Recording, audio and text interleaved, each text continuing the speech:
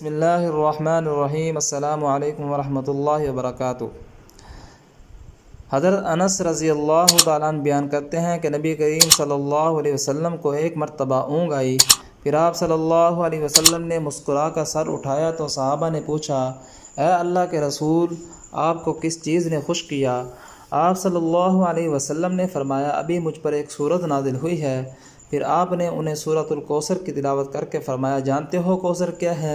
सहाबा ने अर्ज़ किया कि अल्लाह और उसका रसूल ही बेहतर जानते हैं। नबी करीम सल्लल्लाहु अलैहि वसल्लम ने फरमाया, कौसर जन्नत की एक नहर है जो अल्लाह ताला ने मुझे इनायत फरमाई है। इसके पास बड़ी खैर और बरकत है। क़यामत के दिन इस पर मेरी उम्मत आएगी। इस नहर के प्याले आसमान के तारों की तरह बेशुमार हैं। मेरे बाज़ उम्मती इससे रोक दिए जाएंगे। मैं कहूँगा, ए मेरे रब, ये तो मेरी उम्मती हैं।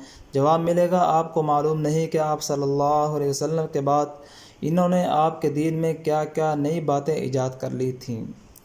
तो ये वो लोग होंगे जो दीन के अंदर नई बातें ईजाद करते हैं और जो है बिदात को पैदा करते हैं। अल्लाह तबारक व तआला हमें बिदअत से बचने की, सुन्नत पर अमल करने की तौफीक अता फ़रमाए।